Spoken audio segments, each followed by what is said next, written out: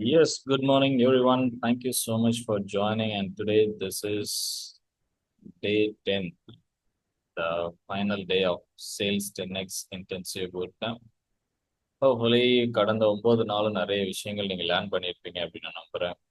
And day 10 is going to be a magic. Is a magic framework about sales. Okay, magic framework about sales like market deep dive, automated funnels, growth hacking, intent driven campaigns, customer centric business. And other than that, we are going to learn about KPIs and sales implementation timeline. Okay. So here, like இந்த magic கான்செப்ட்ல என்ன பார்க்க போறோம் அப்படின்னா இதுதான் அந்த magic 5 days, ஐ மீன் 5 topics. Market deep dive. Market deep dive என்ன பார்க்கலாம்னா define your niche market. இப்போ நீங்க பிசினஸ் பண்றீங்க அப்படின்னா it should be like very niche. ரொம்ப அவசியமான ஒரு விஷயம். பொதுவா காமனா பொதுவா பிசினஸ் வந்து பண்ணவே பண்ணாதீங்க. Okay, that is very important. இங்க நிறைய பேர் பண்ற தப்பு என்ன அப்படின்னா ஹோட்டல் ஆரம்பிக்கிறேன் அப்படின்னு சொல்லிட்டு, சரியா எக்ஸாம்பிளுக்கு சொல்றேன், ஹோட்டல் ஆரம்பிக்க போறேன் அப்படின்னு சொல்லிட்டு ஹோட்டலுக்குள்ள ஒரு எனக்கு வந்து இட்லி தோசை நல்ல சுட வரும். நான் அப்ப என்ன பண்றேன், காலையில டிஃபன் போடுறேன், இட்லி தோசை போட போறேன் அப்படின்னு ஒருத்தர் ஹோட்டல் ஆரம்பிக்கிறாருன்னு வச்சுக்கோங்க. அது அவரோட நீட்ஸ், வெரி கிரேட், ரைட்? காலையில இட்லி தோசை கிடைக்கும், சட்னி சாம்பார் இலவசம், ஓகே, கூட வடை கிடைக்கும்னு வச்சுக்கோங்க. இட்லி தோசை கடை ஒன்று ஆரம்பிச்சு, தட் இஸ் ஹிஸ் நீஷ். பக்கத்துல எல்லா கடையிலும் என்ன கிடைக்கும்? இட்லி தோசை பொங்கல், ஓகே, பூரி எல்லாம் கிடைக்கும். ஆனா இவர்கிட்ட இட்லி தோசை கிடைக்கும், தட் இஸ் கால் நீஷ். ஆனா நம்ம என்ன பண்ணிடுறோம் அப்படின்னா காலப்போக்கில் அவர் என்ன பண்றாரு, அந்த இட்லி தோசைக்காரரு ஒருத்தர் காலையில வராரு, வந்துட்டு பொங்கல் கேட்கிறாரு, ஓகே. இன்னொருத்தர் வராரு, அவரும் பொங்கல் கேட்கிறாரு. கஸ்டமர் நிறைய பொங்கல் கேட்குறாங்களே அப்படின்ட்டு பொங்கல் வைக்கிறாரு. ஓகே, இட்லி தோசை பொங்கல் ஆயிடுச்சு, 3 மெனு ஆயிடுச்சு. அடுத்து என்ன பண்றாருன்னா ஒருத்தர் காலையிலேயே வராரு, சார் நீங்க வந்து வெஜ்ஜு தானே, நீங்க இந்த புளியோதரை பண்ணுவாங்களே டேஸ்டா இருக்கும் சார், கோயில்ல எல்லாம் கிடைக்கும் பாத்தீங்களா, அந்த புளியோதரை இருக்கா அப்படின்னு கேட்கிறாரு. அப்புறம் யோசிக்காரு, சரி எப்படியும் அடுத்து வந்தா புளியோதரை கேட்பான் அப்படின்னு சொல்லிட்டு அடுத்து ஒரு புளியோதரையை போடுறாரு. அடுத்து இன்னொருத்தர் வராரு, சார் நீங்க ஏன் வெஜ் பிரியாணி போடக்கூடாது மத்தியானம் அப்படின்னு கேட்கிறாரு. அப்போ வெஜ் பிரியாணி, மத்தியானம் வெஜ் பிரியாணி போட்டுறாரு. இப்போ எத்தனை ஐட்டம் ஆயிடுச்சு? 5 ஐட்டம் ஆச்சு. இட்லி தோசை பொங்கல் புளியோதரை, ஓகே. ஸோ அடுத்து வெஜ் பிரியாணி, right? அப்புறம் இப்படி ஆயிடுச்சு. அப்புறம் இன்னொருத்தர் வராரு, நீங்க நல்லா சமைக்கிறீங்களே, ஒரு நான்வெஜ் பிரியாணி போட்ட வேண்டியதுதான் அப்படிங்கிறாரு.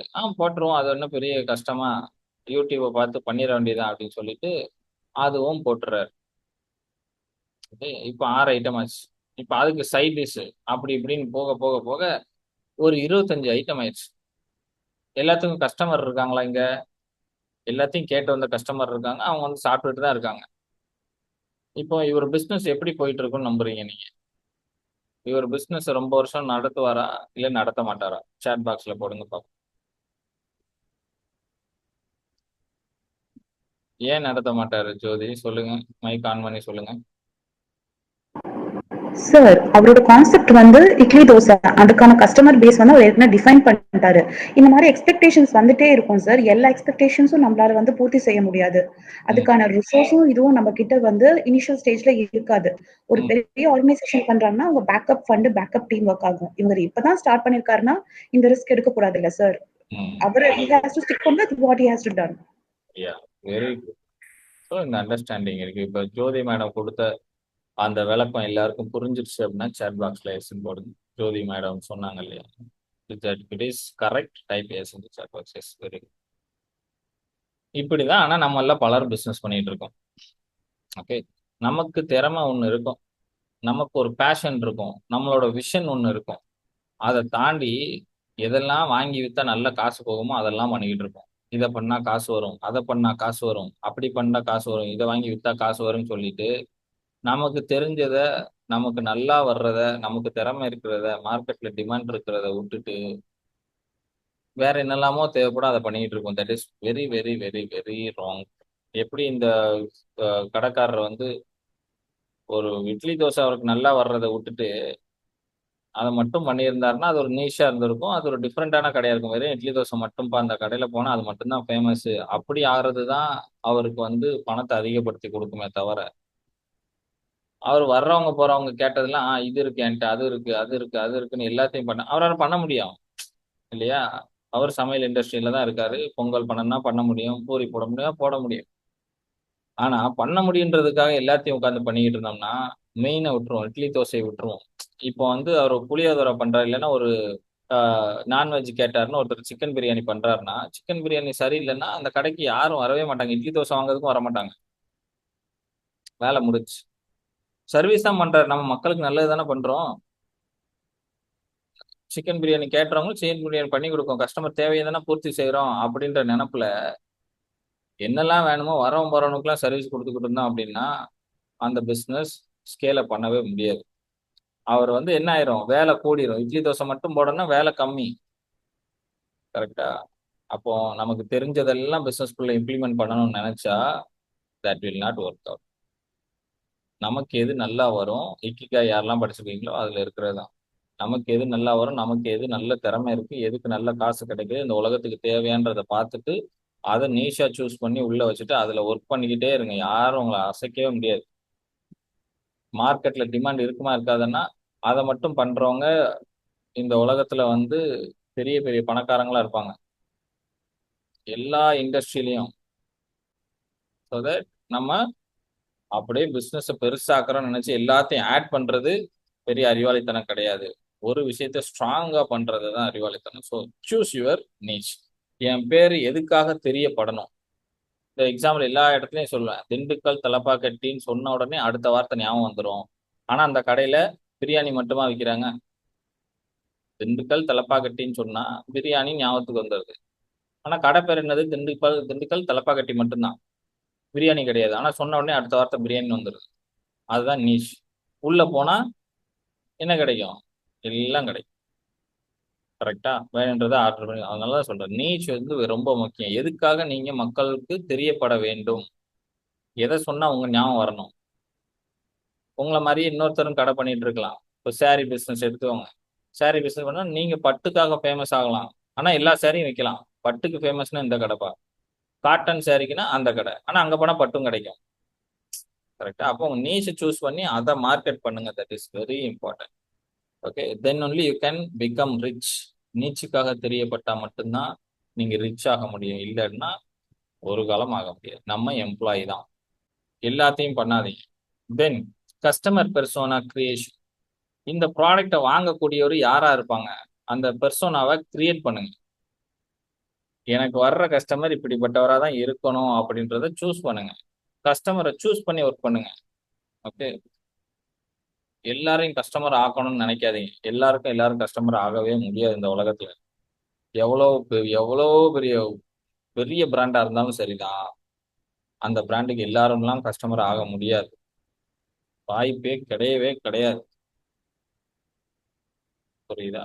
ஸோ தட் ஒரு பிராண்டுக்கு கஸ்டமர்னா ஸ்பெசிஃபிக்கா இருப்பாங்க. ஒரு கடை ஆரம்பிக்கிறீங்கன்னா அந்த அந்த கடைக்குன்னு ஸ்பெசிஃபிக் கஸ்டமர் மட்டும்தான் வர முடியும். எல்லாரும் வர மாட்டாங்க. அது எல்லாருக்கும் தேவைப்படுற பொருளா இருந்தா கூட, அரிசி கடையா இருக்கட்டும், அரிசி எல்லாரும் சாப்பிட்றாங்க இல்லையா? இந்தியா ஃபுல்லா சாப்பிட்றாங்க. இந்தியா ஃபுல்லா அரிசி சாப்பிட்றாங்க. இப்போ நம்ம தெரு பக்கத்துல 10 அரிசி கடை இருக்கும், சூப்பர் மார்க்கெட் இருக்கும். ஆனா நீங்க போய் வாங்குவீங்க அதே பிராண்டு பக்கத்துல இருக்க உங்க வீட்டு பக்கத்துல இருக்க ஒரு பெட்டி கடையிலயும் இருக்கும், சூப்பர் மார்க்கெட்லயும். ஆனா நீங்க சூப்பர் மார்க்கெட்ல தான் போய் வாங்குவீங்க. அங்க ஒரு 5 ரூபா கம்மியா இருக்கலாம். ஆனா பெட்டி கடையில வாங்கக்கூடிய ஆட்களும் இருப்பாங்க. மளிகை கடை வீட்டு பக்கத்துல இருக்க மளிகை கடையில வாங்கக்கூடிய ஆட்களும் இருப்பாங்க. அவங்க அங்கதான் வாங்கிட்டே இருப்பாங்க. ஏன்னா அவர் இந்த மாசம் கொடுக்க வேண்டாம், நீங்க அடுத்த மாசம் சேர்த்து கொடுங்க அப்படிம்பாரு. அவர் 5 ரூபா டிஸ்கவுண்ட் கொடுக்க மாட்டாரு. புரியுதா? அப்போ கஸ்டமர், அந்த மளிகை கடைக்கு ஒரு குரூப் ஆஃப் கஸ்டமர் இருப்பாங்க, அவங்க மாற மாட்டாங்க. ஆஸ் வெல் அஸ் இந்த சைடு பாத்தீங்கன்னா சூப்பர் மார்க்கெட்டுக்கு போற குரூப் சூப்பர் மார்க்கெட் தான் போய் வாங்கிட்டு இருக்கும். அப்போ நம்ம கடைக்கும் அப்படிதான் வருவாங்க. அதுதான் மேட்ரு. அப்போ யார் என்கிட்ட வந்து வாங்கணும் அப்படின்றத ரெடி பண்ணுங்க. என்கிட்ட வாங்குறவர் மாசம் இவ்வளவு சம்பாதிக்கணும், B2Bயா இவ்வளோ மாதம் இவ்வளோ டேர்ன் ஓவர் பண்ணக்கூடிய கம்பெனியாக இருக்கணும், நமக்கு கொடுக்கக்கூடிய கெப்பாசிட்டி இருக்கக்கூடிய கம்பெனியாக அது இருக்கணும். ஸோ தட் கஸ்டமர் எப்படிப்பட்டவராக இருக்கணும் என்கிட்ட வாங்குறவர். இதுக்கு நான் இந்த எக்ஸாம்பிள் எப்போவுமே கொடுக்குற எக்ஸாம்பிள் தான். இப்போ ஐஃபோன் அப்படின்றது எல்லாரும் வாங்கணும்னு ஆசைப்படக்கூடிய ஒரு மொபைல். ஓகே, ஐஃபோனு வாழ்க்கையில் ஒரு தடவையாவது வாங்கணும் அப்படின்னு நிறைய மெஜாரிட்டி ஆஃப் பீப்புள் வைப்பாங்க. இங்கே சிலருக்கு மேலே அது மேலே ஆசை இல்லாமல் இருக்கலாம். ஆனா ஆப்பிள் வந்து மிகப்பெரிய நிறுவனம் இல்லையா? ஆப்பிள் மிகப்பெரிய நிறுவனம். அந்த நிறுவனத்துக்கிட்ட என்னலாம் இருக்கு? மிகப்பெரிய மேனுஃபேக்சரிங் யூனிட் இருக்கு. ஒர்க் பண்றதுக்கு ஆட்கள் இருக்காங்க. $1 trillion கம்பெனி. அது அவங்க நினைச்சாங்க அப்படின்னா, ஆப்பிள் போன ஒரு $20,000 ஆப்பிள் போன் அவங்களால தயாரிக்க முடியும். ஒரு 16 GB மெமரியை வச்சுக்கிட்டு, ஒரு 4 GB ரேம் வச்சுக்கிட்டு, ஒரு ஆப்பிள் மொபைல் தயாரிக்க முடியும்.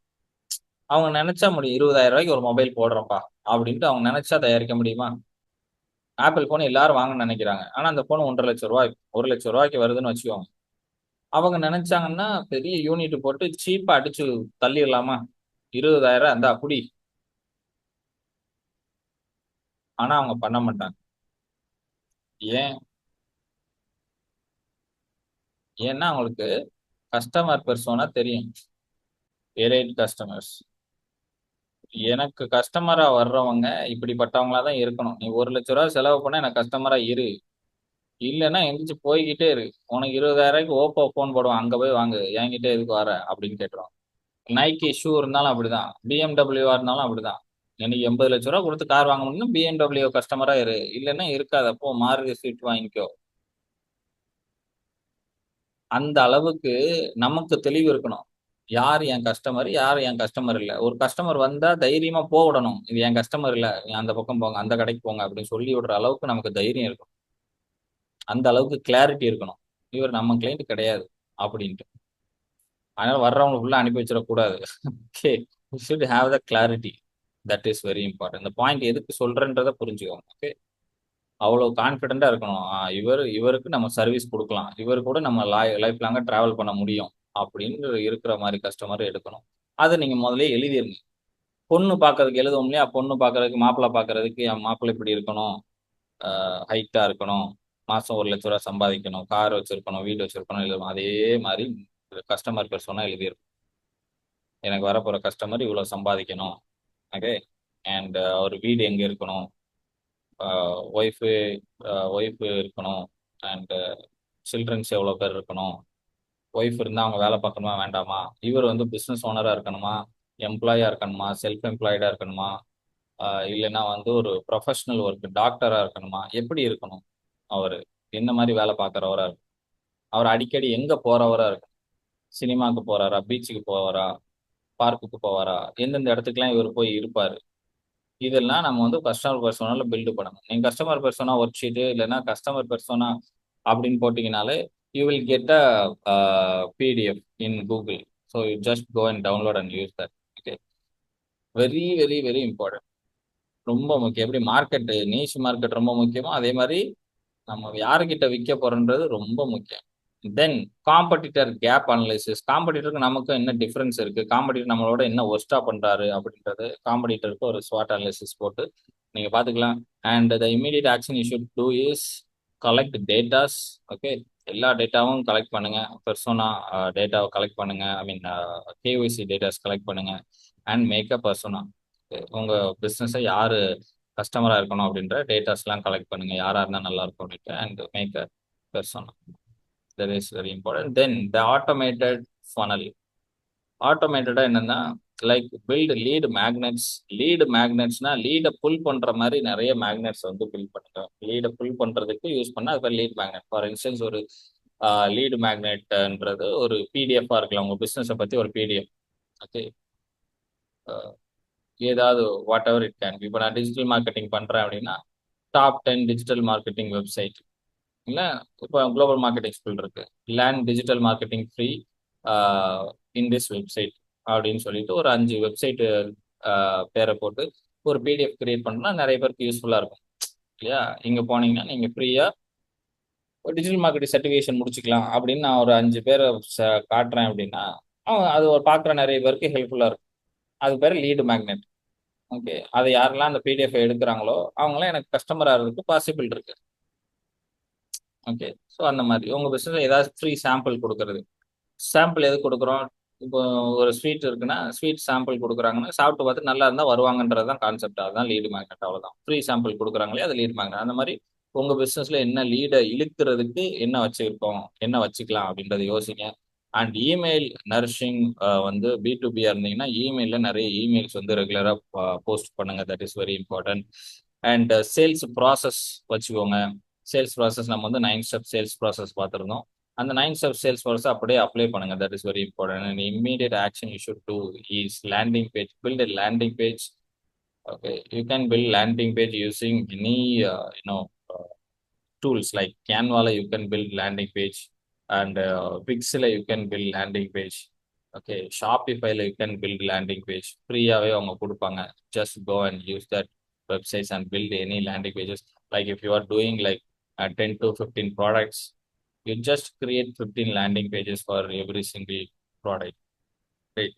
Or else if you feel like the top 3 products, you can create top 3 you can create landing pages for the top 3 products. So that is very important to attract right customers. Okay. So increase the sales conversions. So that build your landing pages. Landing pages is nothing but which is try to sell a single product. Okay. It's not about talking about all your business.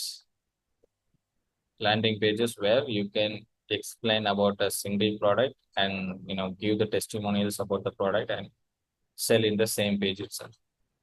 Like we can take examples. I can show you this.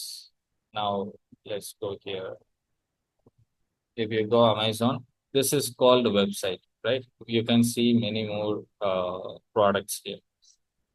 If I choose refrigerators, okay, you can see this is listing page, okay, product listing page, and you can see many refrigerators. And if I click something specific, and this is called landing page. Here this page is talking about only the product, this product, right?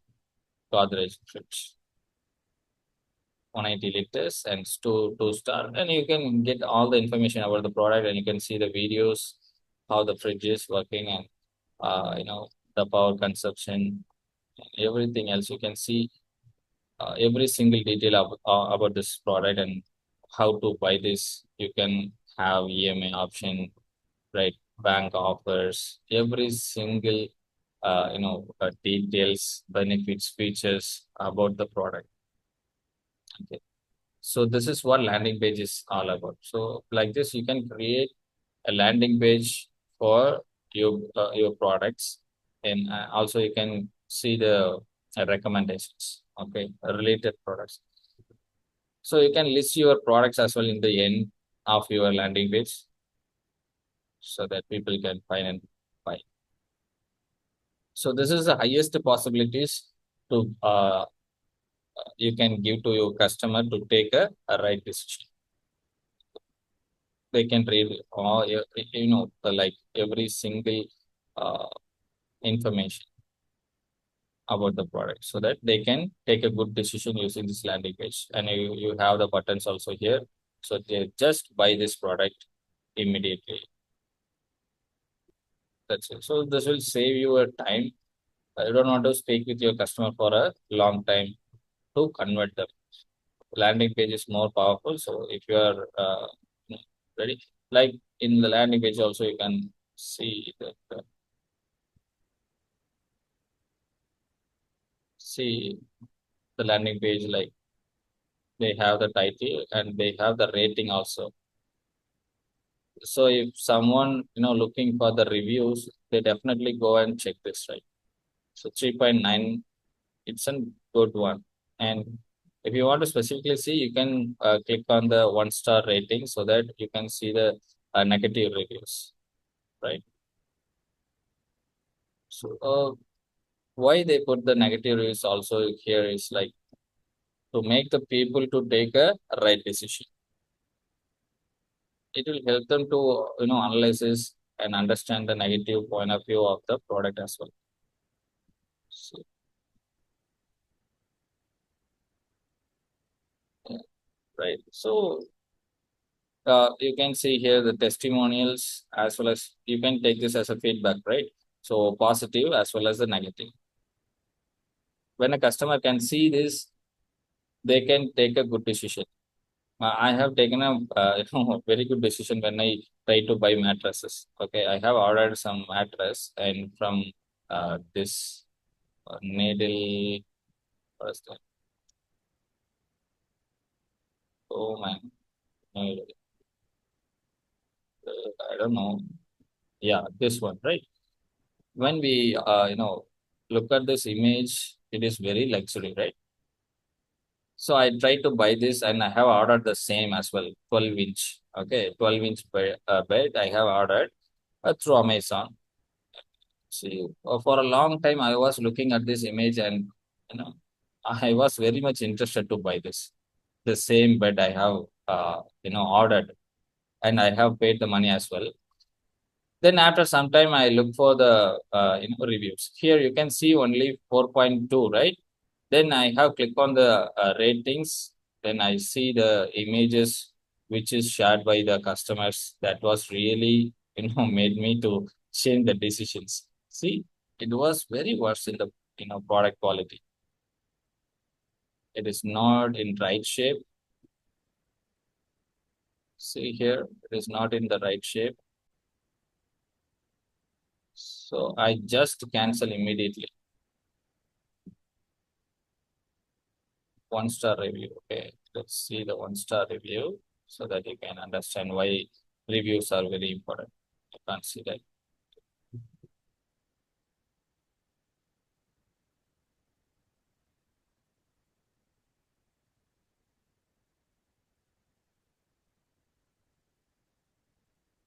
Okay, so these all are very important. When you create a landing page, you should put all this like your testimonials or else the feedbacks, whatever, right? இப்போ இதுல நீங்க என்ன பண்ண முடியும் அப்படின்னா feedback போடலாம், வாட்ஸ்அப்ல ஒரு ஸ்கிரீன்ஷாட்ஸ் ஷேர் பண்ணலாம். ஓகே, ஸோ அந்த மாதிரி. அண்ட் இந்த பெட்டு வாங்கும்போது அப்படிதான் நான் எடுத்த டிசிஷனை வந்து குயிக்கா மாற்ற வச்சு எது அப்படின்னு கேட்டிங்கன்னா அந்த கஸ்டமர் ரிவ்யூ தான். ஸோ ஒரு லேண்டிங் பேஜ் இருந்தாலும் லேண்டிங் பேஜில் எல்லாமே இருக்கும், கஸ்டமர் முடிவு எடுக்க வைக்கக்கூடிய எல்லாமே இருக்கும், ஒரு ப்ராடக்ட்டை பற்றி இருக்கும். That is very important. And lead follow up every single day, follow up your leads, that is very important. And இந்த பணலை வந்து நீங்கள் ஆட்டோமேட் பண்ணி விட்டுருங்க. தென் வந்துட்டு growth hack. What is growth hack? Like referral programs.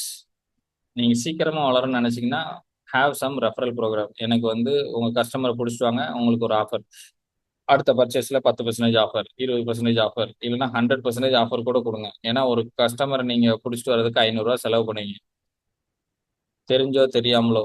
Marketing budget நீங்கள் போடுவீங்க இல்லையா? லீடு ஜென்ரேட் பண்ணுறீங்க அப்படின்னா ஒரு 4000 லீடு ஜென்ரேட் பண்ணுறீங்கன்னா 4000 10 லீடு ஜென்ரேட் பண்ணீங்கன்னா ஒரு லீடு 400 வச்சுக்கோங்க. அப்போ நீங்கள் ஒரு கஸ்டமருக்கு என்ன பண்ணலாம், அதை டிவைட் பண்ணி கொடுத்துடலாம். ஒரு கஸ்டமர் நீங்கள் போய் உங்கள் ஃப்ரெண்டை கூப்பிட்டு வந்தீங்க அப்படின்னா உங்களுக்கு 400 worth of gift voucher, whatever நீங்கள் என்ன கொடுக்கீங்களோ அதை கொடுத்துக்கோங்க. ஸோ ரெஃபரல் ப்ரோக்ராம் வச்சுருக்காங்க, அது ரொம்ப சூப்பராக ஒர்க் ஆகும். ஏன் இது ரொம்ப ஒர்க் ஆகும், நல்லா ஒர்க் ஆகும் அப்படின்னு கேட்டிங்கன்னா, எல்லா ஹியூமன் பீயிங்கும் நம்ம இப்போ பார்க்குற ரிவ்யூ பார்த்து தான் வாங்குறோம் இல்லையா? ரிவ்யூ பார்த்தோம். அதே மாதிரி ஒருத்தவங்க போய் ஒரு இடங்கள்ல போய் இப்போ நான் போய் என் ஃப்ரெண்டு கிட்ட சொல்கிறேன், டே நம்ம அந்த சாம்சங் மொபைல் வாங்கினா நல்லா இருக்கு அப்படின்னு சொன்னேன்னா அவரும் போய் வாங்குறதுக்கு முயற்சி பண்ணுவான். எல்லா இடத்துலையும் ரெஃபரல் தான். மஞ்சப்பொடி வாங்கணுமா, சக்தி மசாலாவில் வாங்கணும்னு சிலர் சொல்லுவாங்க, சிலர் ஆச்சி மசாலா நல்லா இருக்கும்பாங்க, சிலர் எவரெஸ்ட் நல்லா இருக்கும்பாங்க. அப்போ ஒவ்வொருத்தரும் ஒவ்வொன்றும் ரெக்கமெண்ட் பண்ணிக்கிட்டே இருப்பாங்க. நம்ம லைஃப்ல இன்னைக்கு காலையில இருந்து சாயங்காலம்குள்ள நீங்களே இன்னைக்கு 4 பேருக்கு 4 ப்ராடக்ட் ரெக்கமெண்ட் பண்ணியே தருவீங்க. ஸோ தட் அதுதான் end of the day best marketing. ஓகேவா? அதை பண்ண வைக்கிறதுக்கு தான் நம்ம மார்க்கெட்டிங் பிராண்டிங்லாம் பண்ணிக்கிட்டு இருக்கோம். அப்போ உங்கள் ப்ரோக்ராம் உங்கள் பிஸ்னஸ்க்குள்ளேயே இந்த ப்ரோக்ராம் ரெஃபரல் ப்ரோக்ராம் வச்சிட்டிங்க அப்படின்னா that will work like any thing. So that people நல்லா ஒர்க் பண்ண ஆரம்பிப்பாங்க. அதுக்கு சின்ன ரிவார்டு வைங்க. ரெஃபர்னா சும்மா பண்ண மாட்டாங்க. ஸோ தட் ஒரு சின்ன ரிவார்டு வச்சு அதை நடத்துங்க. That is very important. Upsell and cross sell is very important. Growth ஹேக்கிங்க்கு ஒரே கஸ்டமர்கிட்ட திரும்ப திரும்ப அப்செல் க்ராஸ்செல் பண்ணுங்க. And partnership strategy, have some good partnership. Like உங்க ப்ராடக்ட்டை எந்த இன்னொரு பிஸ்னஸோட டைப் பண்ண முடியும்னு யோசிங்க. ஒரு 10 பிஸ்னஸை டைப் பண்ணுங்க.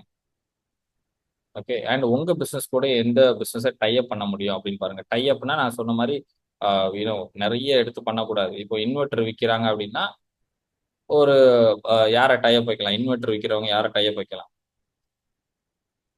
என்ன கம்பெனி கூட டைப் வைக்கலாம். நீங்க இப்ப இன்வெர்டர் எடுத்துக்கிட்டு இருக்கீங்க, யாரு கூட பார்ட்னர்ஷிப் வச்சா நல்லா இருக்கும், நீங்க போய் வைக்கிறீங்க,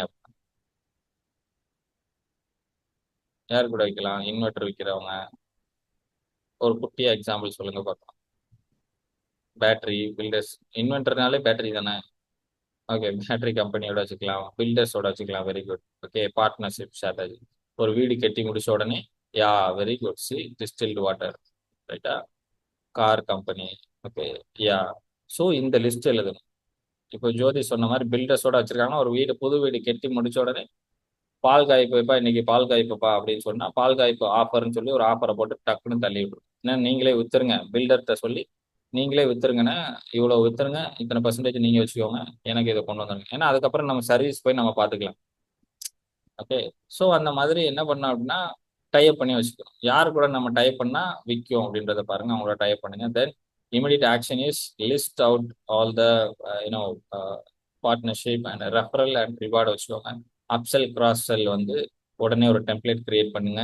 ஓகே, எந்தெந்த ப்ராடக்ட் கூட எந்தெந்த ப்ராடக்ட்டை அப்செல் பண்ணலாம், எந்தெந்த ப்ராடக்ட் கூட எந்தெந்த ப்ராடக்ட்டை கிராஸ் செல் பண்ணலாம் அப்படின்றத லிஸ்ட் மாதிரி போட்டு வச்சுக்கோங்க. Intent driven campaigns. What is intent driven campaign? Social media target பண்றது உங்க டார்கெட் ஆடியன்ஸை பேஸ் பண்ணி மட்டும் டார்கெட் பண்ணுங்க. That is very important. Content strategy build பண்ணுங்க.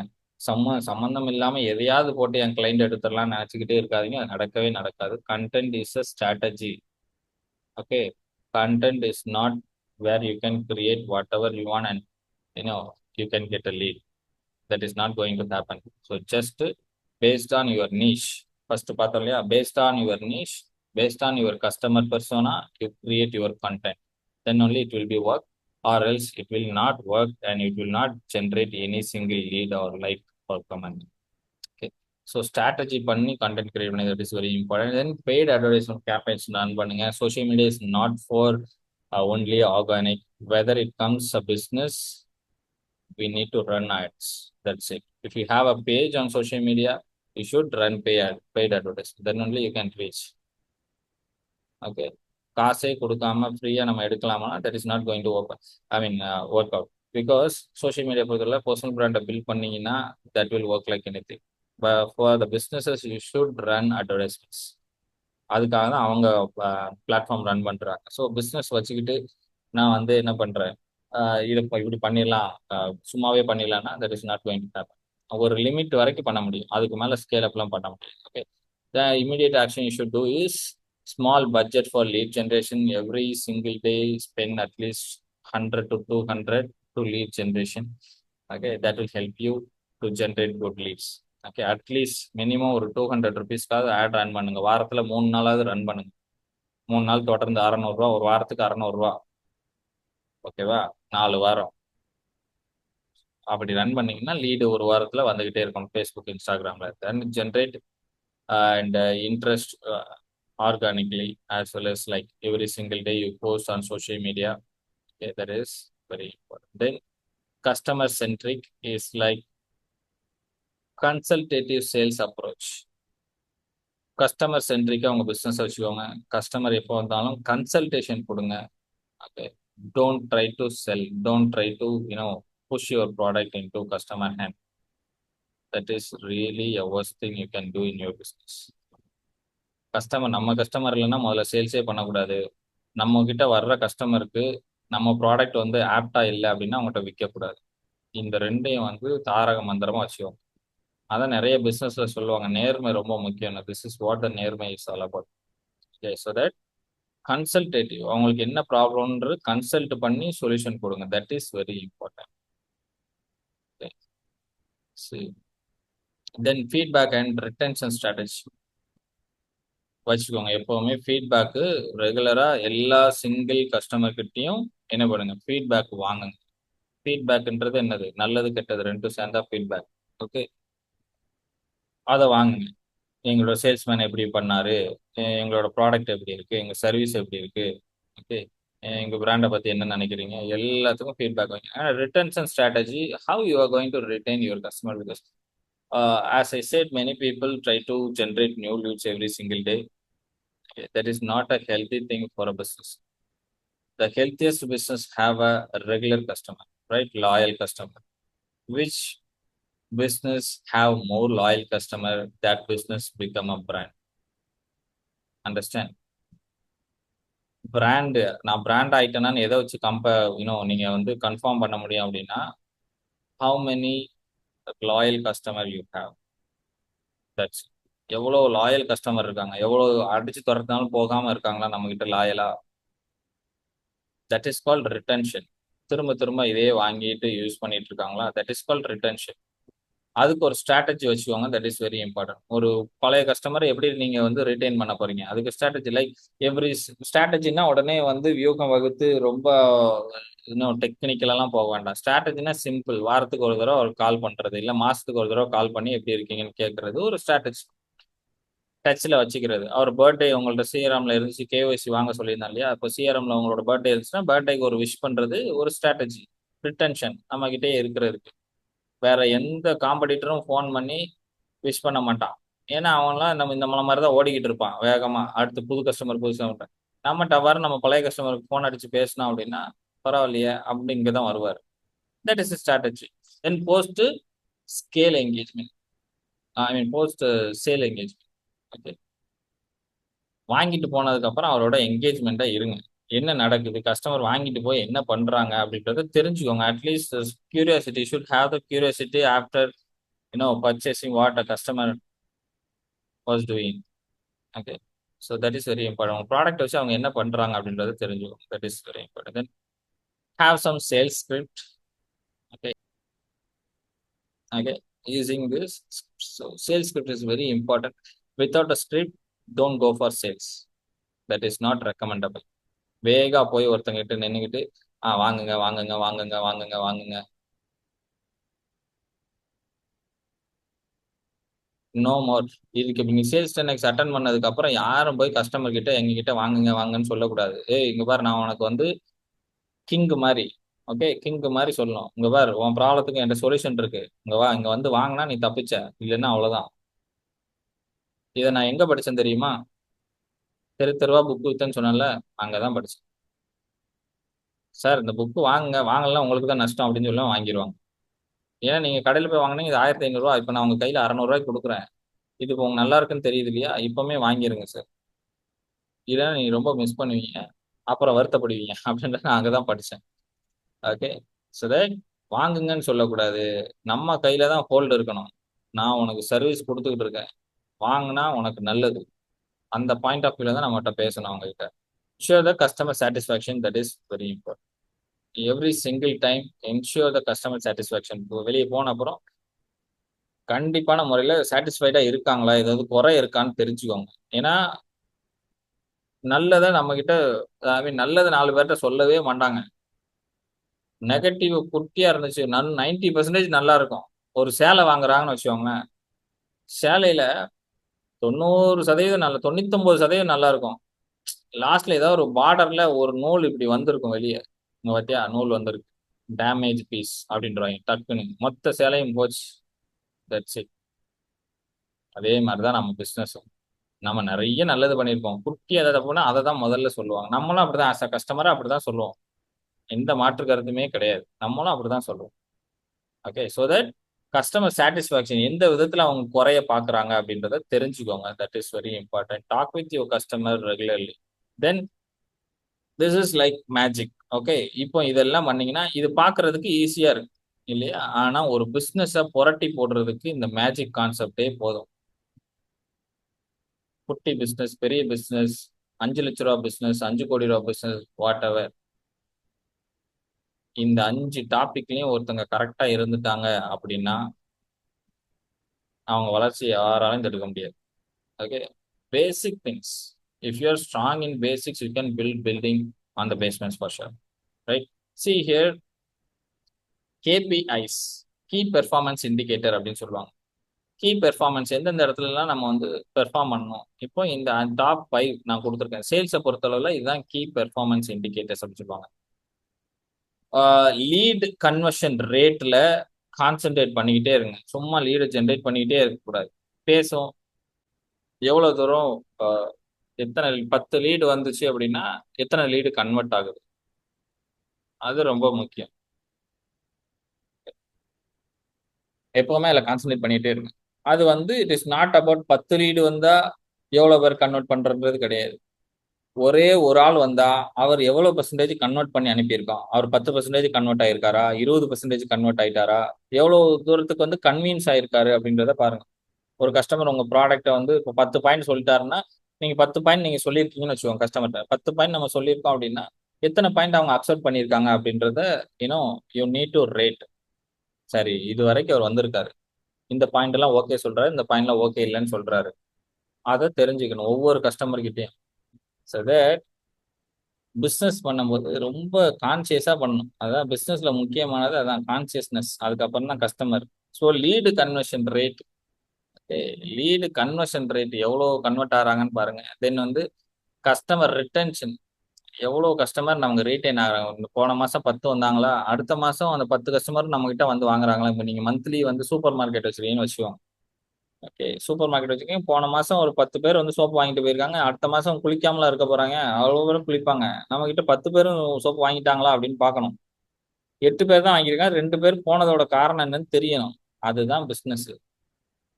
அதை நீங்க தான் பண்ணணும் கிடையாது. நீங்க ஆளை வச்சு கூட என்ன செய்யலாம், ஒரு எம்ப்ளாயை போட்டு அவங்கள வச்சு பார்க்க வைக்கலாம். இப்போ நம்ம ஒன் மேன் ஆர்மின்றது நம்மளே பார்க்க வேண்டியது ரொம்ப முக்கியம்.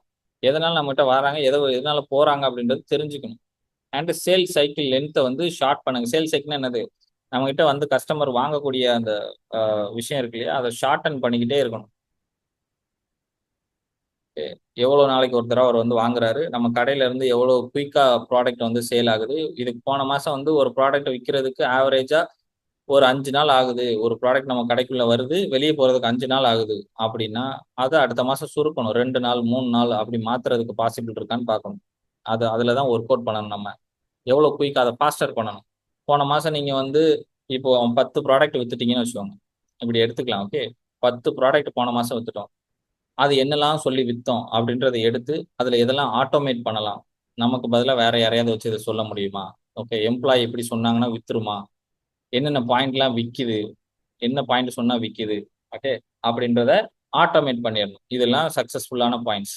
அதை எடுத்து அடுத்த மாசம் வச்சுட்டீங்கன்னா அடுத்த மாசம் குயிக்கா வித்துரும். நம்ம என்ன செய்வோம் அப்படின்னா, ஒரு மாசம் நல்லா வித்துட்டோம்னா அது எப்படி வித்துனே நமக்கு தெரியாது. ஏதோ கஸ்டமர் வந்தாங்க வாங்கினாங்க போனாங்கன்னு இருக்கும். அப்படி இருக்கக்கூடாது. எதனால அதை வித்துன்னு அனாலிசிஸ் பண்ணீங்கன்னா சேல் சைக்கிளை நீங்க சுருக்கிடலாம், குட்டி ஆக்கிடலாம். தென் வந்து கஸ்டமர் அக்விசிஷன் காஸ்ட், ஒரு கஸ்டமர் வர்றதுக்கு எவ்வளவு ஆகுது. நான் உங்களுக்கு இப்போ எக்ஸாம்பிள் சொல்றேன். ஒரு கஸ்டமர் வர்றதுக்கு எவ்வளவு ஆகுது அப்படின்னா, சும்மா ரோட்ல நீங்க வந்து ஒரு கடை வச்சிருக்கீங்க, சும்மா ரோட்ல போறவர் உள்ள வந்திருந்தா கூட, அவர் ஃபாரின்ல இருந்து வந்திருக்கலாம், அவர் உள்ள வந்தாரு, நீங்க அவருக்கு செலவு பண்ணியிருப்பீங்க. அதுவும்லயும் அக்யூசிஷன் காஸ்ட் இருக்கு, எல்லாத்துலயுமே இருக்கு. இப்போ வந்து ஒரு போஸ்டர் ஒட்டுறேன்னு வச்சுக்கோங்களேன், போஸ்டர் ஒட்டுறதுக்கு எவ்வளவு ஆகும். இப்போ ஒரு ஆஃபர் போடுறோம், சரியா, ஒரு 100 ரூபா ப்ராடக்ட் வச்சுக்கலாம். எக்ஸாம்பிளுக்கு ரொம்ப குட்டியா வச்சுக்கலாம், பட் இது எக்ஸாக்ட் சினாரியோ கிடையாது, எக்ஸாம்பிளுக்காக. ஒரு ப்ராடக்ட் 100 ரூபா, அதை வாங்கி நீங்க 150 ரூபாய்க்கு வித்துக்கிட்டு இருக்கீங்க, சரியா. ஒரு ப்ராடக்ட் 100 ரூபா, 150 ரூபாய்க்கு விற்கீங்க. உங்களோட ப்ராஃபிட் எவ்வளவு.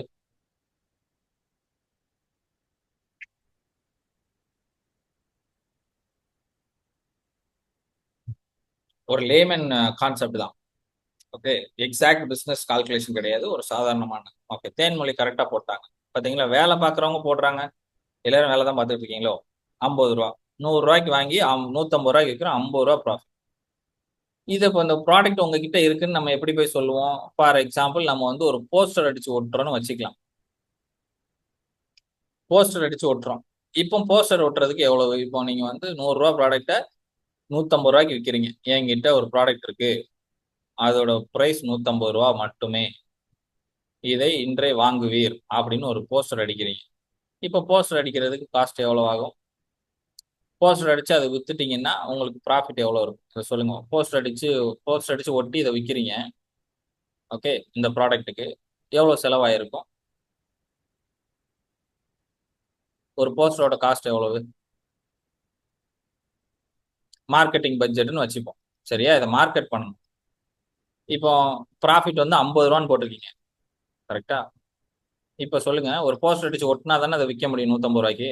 ஒரு போஸ்டர் 20 ரூபா, அப்போ ப்ராஃபிட் 30 ரூபா, கரெக்டா போட்டாங்க Thenmozhi. Very good, very good girl. The difference amount is not profit. We need to calculate the reselling expenses. Yeah. Okay. இப்போ இப்படி வரேன். ஒரு போஸ்டர் 20 ரூபான்னு யார் சொன்னா உங்களுக்கு?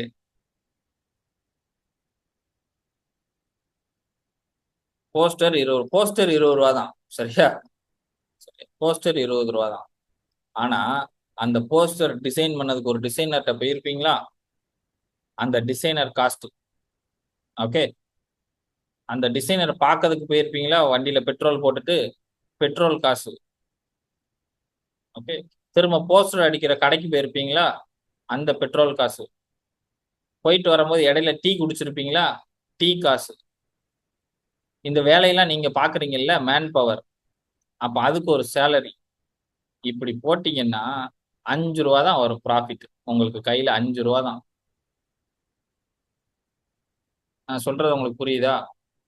காலையில 4 மணிக்கு அந்த போஸ்டர் ஒட்டுறதுக்கு ஒரு ஆள் ஒட்டுறது கொடுப்பீங்க. 20 ரூபா போஸ்டர் 20 ரூபா அப்படின்னு இருந்தா கூட ஒட்டுறவங்க கூலி கொடுக்கணும். ஒட்டுறதுக்கு கூலி கொடுக்கணும். இன்னைக்கு வந்து 90 ரூபா இல்லாம ஒரு போஸ்ட் ஒட்ட முடியாது. 2 பை 3/2 ஒட்ட முடியாது. 90 ரூபா. இப்ப இதெல்லாம் யாரு? இப்போ நீங்க ஒருத்தரை போஸ்டர் ஒட்டுறது மட்டும் வச்சுக்கலாம். போஸ்டர் ஒட்டுறதுக்கு ஒருத்தரை பார்க்க போறீங்கன்னு வச்சுக்கோங்களேன். போற வழியில ஒரு டீ குடிச்சீங்கன்னா அந்த காசு எங்க இருந்து வருது? அது இந்த பிசினஸ்ல இருந்து தான் வருது. அந்த டீ காசு நீங்க ஒட்டி 150 ரூபாயில 50 ரூபா ப்ராஃபிட் எடுக்க போறீங்க. அந்த 50 ரூபாயில டீ குடிக்கீங்க. வேற எங்க இருந்து வராது அது. அது ஃப்ரீயா வானத்துல இருந்தா வருது. எக்ஸஸ தனியா என்ன போன வருஷம் போன ஜென்மத்துல சேர்த்து வச்ச சொத்துல இருந்தா எடுத்து நம்ம செலவு பண்ணிக்கிட்டு இருக்கோம். இந்த ப்ராஃபிட் தான் வர்றதுக்கு முன்னாலே எடுத்து செலவு பண்ணிடுறது. அப்புறம் இந்த 100 ரூபாய்க்கு பொருளை இவங்க சக்சஸ்ஃபுல்லா போஸ்டர் ஒட்டி வித்துருவாங்க. வித்துட்டு 50 ரூபா வரும் ப்ராஃபிட்னு நினைச்சுக்கிடுவாங்க. நீங்க தான் அதை ஏற்கனவே செலவு பண்ணிட்டீங்களே, பெட்ரோலுக்கு டீக்கெல்லாம் செலவு பண்ணிட்டீங்களே. அப்ப எப்படி நீங்க அதை ப்ராஃபிட்னு எடுப்பீங்க? அது பிசினஸ்குள்ள போட வேண்டிய அமௌண்ட். எவ்வளவு பேருக்கு பல்பான் மூமெண்டா இருக்கு. ஆமா இல்ல, இதனாலதான் பிசினஸ் ஓனர் டெவலப்பே ஆகல. வர்றதுக்கெல்லாம் ப்ராஃபிட் நினைச்சு ஏற்கனவே செலவும் பண்ணுவாங்க, வர்றத ப்ராஃபிட் நினைச்சு அதையும் வீட்டுக்கு எடுத்துட்டு போவாங்க.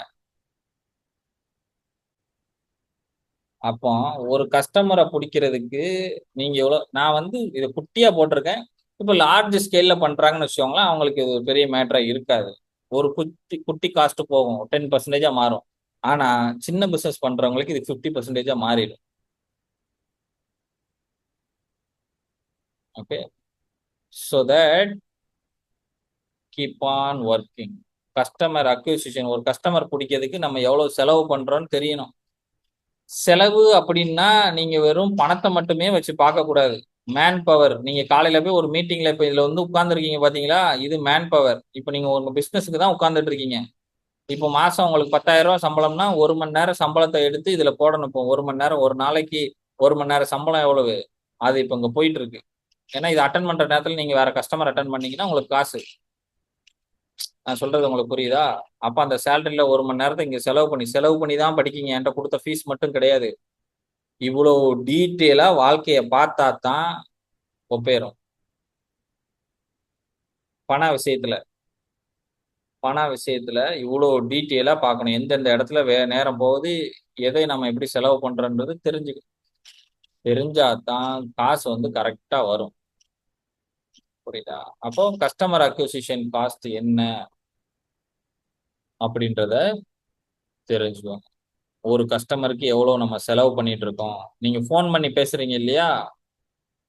போன் ரீசார்ஜ் பண்ணி தானே பேசுறோம். 300 ரூபாய்க்கு ரீசார்ஜ் பண்ணியிருக்கோம் அப்படின்னா எவ்வளவு செகண்ட் வருதோ அவ்வளவு செகண்டுக்கு 10 பைசா, 1 பைசா, இல்லையா, 0.1 பைசா, வாட் எவர், அதை நீங்க செலவு பண்ணி தான் அவர்கிட்ட பேசிட்டு இருக்கீங்க. It is not free. எல்லாத்தையும் கால்குலேட் பண்ணு. இன்டர்நெட் யூஸ் பண்றேன்னா நானும் உங்களுக்கு ஃப்ரீயா பண்ணல. இன்டர்நெட், ஜூமு எல்லாத்துக்கும் ரீசார்ஜ் பண்ணி தான் பண்ணிட்டு இருக்கேன். எனக்கு மேன் பவர் இருக்கு, கரண்ட் ஃபேன் ஓடிட்டு இருக்கு, டியூப்லைட் எரியுது. இதெல்லாம் இருந்தாதான் இப்ப இந்த செஷன் நடத்த முடியும். இப்ப இதெல்லாம் எனக்கு செலவு தான். சர்வீஸ் தானே சார், உங்களுக்கு என்ன செலவுனா இது எல்லாமே எனக்கு செலவு தான். நீங்க உங்க வீட்டு உங்க கடைக்குள்ள ஃபேன் ஓடிக்கிட்டு இருந்தா செலவு தானே ஆப்வியஸ்லி. அதே தான். கரெக்டா? அப்போ இதெல்லாம் கஸ்டமர் அக்விசிஷன் காஸ்ட்டுக்குள்ள தான் போகும். அப்போ அவ்வளவு தெளிவா இருக்கணும்னு நான் சொல்ல வரேன். உட்கார்ந்தாங்க ஃபேன் போடாம ஒர்க் பண்ணிட்டு இருக்காதீங்க. ஓகே. கஸ்டமர் அக்விசிஷன் இவ்வளவு டீட்டெயிலா நீங்க பார்க்கணும். பார்த்தாதான் நம்ம கையில பணம் மிச்சம் பிடிக்க முடியும். நம்ம ஸ்மால் ஸ்கேல் பிசினஸ் ஓனர். இத கணக்கு பார்த்தா தான் பெருசா இது பேரு யூனிட் எக்கனாமிக்ஸ் அப்படின்னு சொல்லுவாங்க. Unit economics. ஒரு ஒரு ப்ராடக்ட். நான் அதனால தான் ஒரே ஒரு ப்ராடக்ட்டுக்கு ஒரு போஸ்டர் அப்படி சொன்னேன். ஓகே. இது நீங்க வந்து 1000 ப்ராடக்ட் இறக்கி வச்சுட்டு 1000 போஸ்டர் ஒட்டும் போது சேம் கணக்கு வராது. ஓகே. கொஞ்சம் கம்மியாகும். So that unit economics. ஒரு ப்ராடக்ட் விற்கிறதுக்கு எனக்கு எவ்வளவு செலவாகுது, அப்போ ஒரு கஸ்டமர் பிடிக்கிறதுக்கு எனக்கு எவ்வளவு செலவாகுது, இது ரெண்டுமே தெரிஞ்சிருக்கும். Customer acquisition cost as well as unit economics. இது ரெண்டும் சேர்ந்துச்சுன்னா உங்களுக்கு செலவு எங்க போகுது அப்படின்றத ஈஸியா கண்டுபிடிச்சிடலாம். Then revenue growth rate. Revenue growth என்ன இருக்கு?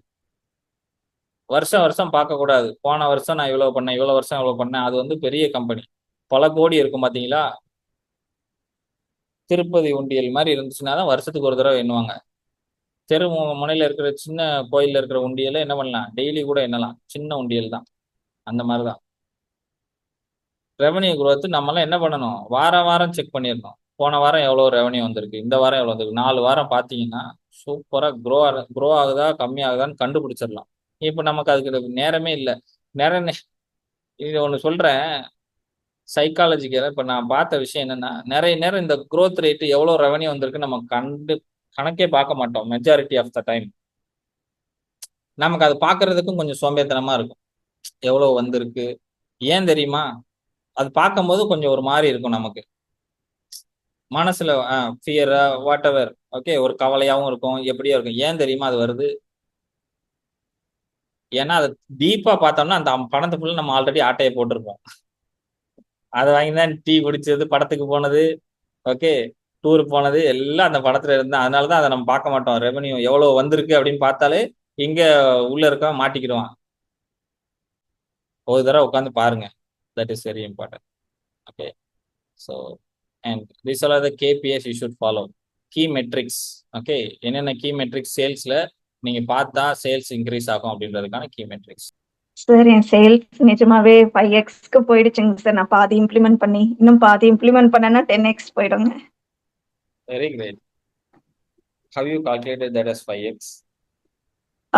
Actually, I was in loss. Now I'm seeing some profit. Very great. Sir good morning sir. Good morning. Sir இதுல நான் ஒவ்வொன்றா தான் எடுத்து பண்ணிட்டு இருக்கிறேன். ஃபுல்லாலாம் நானும் பண்ணல.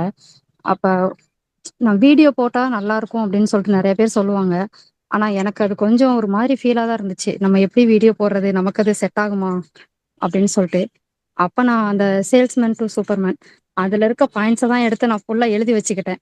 அப்ப அந்த வீடியோ போட முன்னாடி அதையே நான் திருப்பி திருப்பி ரிப்பீட்டடா படிச்சுட்டே இருந்தேன். உன்னால முடியும், உன்னால மட்டும்தான் முடியும், நீ நல்லது பண்ணணும்னு தான் நினைக்கிற அப்படின்னு அந்த பாயிண்ட படிச்சு படிச்சு ஆக்சுவலா அந்த வீடியோ எடுக்கிறதுக்குள்ள நான் பட்டேன். ஏன்னா ரிப்பீட்டடா திருப்பி திருப்பி தப்பா எடுத்து எடுத்து மாத்தி மாத்தான் போட்டேன். ஆனா அந்த ஒரே ஒரு சாரிய மேல போட்டு நான் வீடியோ எடுத்ததுல எனக்கு அந்த வார்ப்பு ஃபுல்லா இப்ப எனக்கு ஆர்டர் ஃபுல்லா கம்ப்ளீட் ஆயிருச்சு. அது உண்மையிலே நேத்து எனக்கு பயங்கர எக்ஸைட்மெண்டா இருந்துச்சு. ஓப்பா அப்படின்ட்டு. ஆனா அந்த இது மட்டும் இல்லாம இன்னொரு எனக்கு அதேதான், எனக்கு இன்னொரு 50 சாரி வேணும்னு சொல்லிட்டு அதே தான் நாங்க ரிப்பீட்டடும் ஒரு வார்ப்பு ஏத்த போறோம்.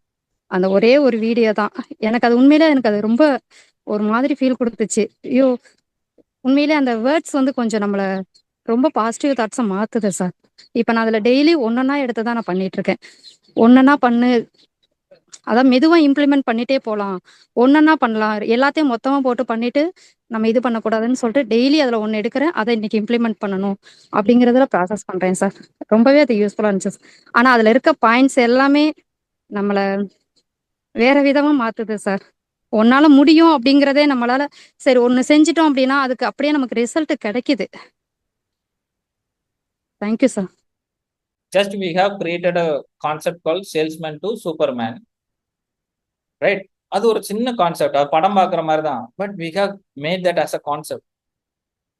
That concept completely shifted. Who never recorded a video and she made a record, she recorded a video and through that she is getting business is amazing. 60 sarees booked and 50 sarees pre-booking from single video. This is not a easy easy. Okay, and thank you so much. So எல்லா strategy implement பண்ணுங்க. படிக்கிறது முக்கியமே கிடையாது. யார் லீடரா வருவாங்க அப்படின்னு பார்த்தீங்கன்னா, யார் ஆக்ஷன் எடுக்காங்களோ அவங்க தான் லீடரு. அன்னைக்கு எல்லாருக்குமே சுதந்திரம் தேவைப்பட்டுச்சு. காந்திஜியை பத்தி நம்ம இன்னைக்கு பேசுறோம். கோடிக்கணக்கான பேர் சுதந்திரத்துல போராட்டாங்க இல்லையா? காந்திஜியை பத்தி ஏன் பேசணும்னா, அவர் தான் ஃபர்ஸ்ட் ஆக்ஷன் எடுத்தாரு. ஆக்ஷன் எடுக்கிறவங்க பத்தி இந்த உலகம் பேசும், பார்த்துக்கிட்டே இருக்கவங்களுக்கு கிடையாது. So if you want to become a leader or successful person, take action every single day. Don't waste your time. ப்ரொடக்டிவா ஒர்க் பண்ணுங்க. பிஸியா இருக்காதீங்க, ப்ரொடக்டிவா இருங்க. ஒரு வேலை பார்க்கும் போது காசு வருதான்னு பார்த்து அதை பண்ணுங்க. That is very important. And உங்க சேல்ஸை சீக்கிரமா இன்னும் இன்க்ரீஸ் பண்ணுங்க. இதுல இருக்கிற குட்டி குட்டி ஸ்ட்ராட்டஜி இம்ப்ளிமெண்ட் பண்ணாலே you can see tremendous changes. ஹாப்பியா இருங்க, நிறைய பணம் சம்பாதிங்க, உங்க கூட இருக்கவங்க சந்தோஷமா பார்த்துக்கலாம். Let's meet on next session. Have wonderful day, have wonderful sales. Thank you so much.